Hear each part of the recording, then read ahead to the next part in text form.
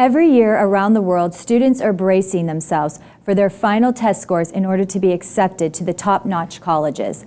As the pressure reaches a boiling point, the echoes of kids' concerns on competing and the stress level is at an all-time high.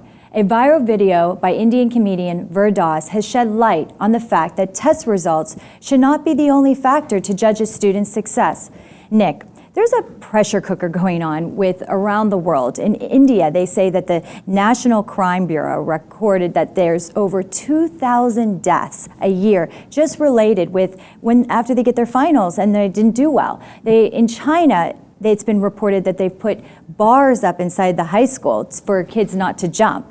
There's Childline. Where people call in America, thousands of calls during test time just saying how down they feel. So is these tests, and if 11-year-olds are preparing themselves, half of the 11-year-olds are thinking about the SATs. In the U.S.? In the U.S., is the joy being taken out of our school by this ultimate test that they eventually have to take one day?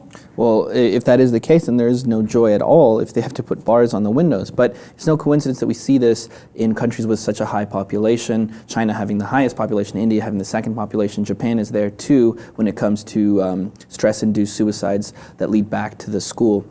It's because there's so much competition. Now, kids here in the U.S., they're starting to think when they're 11 about the SATs, but that's nothing. In China, you're putting your kid before they're 1 or 2 years old in these preschools that are like full immersion English preschools that are teaching your kids how to speak English so that they can get into the best elementary school. And then if they get into the best elementary school, that prepares them for the middle school and so on and so forth until they get to the university. Because without the good high school or middle school, you're not going to get into a good university. So there's a lot of pressure, and they are essentially stripping these kids away from their childhood. I mean, there's so much pressure to please their parents, something that we don't really experience here as much in the States. We're lucky to live in a place where, well, if you want to study art history, you can study art history. That's cool. But in China, you have to study usually what your dad tells you to study because you have to make your parents proud. And falling back and studying something like art history isn't going to make you any money.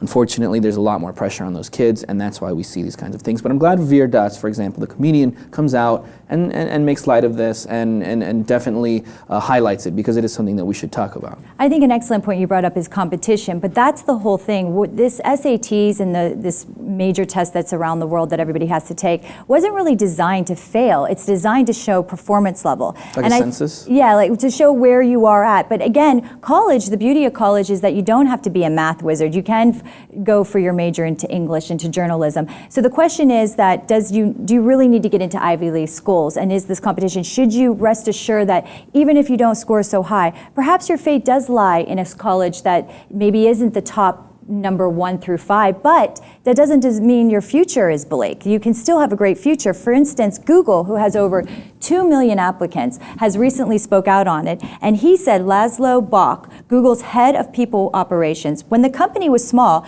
Google cared a lot about getting kids from Harvard, Stanford, MIT, but Bock said it was the wrong hiring strategy. Experience has taught him that there are exceptional kids at many other places from state colleges. So again, perhaps we need to remind kids that yes, there is competition, but if you do well, you can go to junior college, you can still make a difference and have a great future.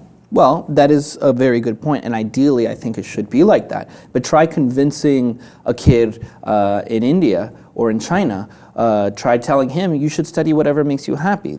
He can't. That's just not an option. Why? Because his father and mother have been investing in his future since he was 3 or 4 years old, forking out thousands of dollars a month to just be in preschool because it's a full immersion English fancy preschool. So they're paying as much as kids are paying for private schools here, but all the way back to preschool, and it's really, really expensive. So you're not going to spend all this money and then watch your kids say, well, hey, I want to study Egyptology.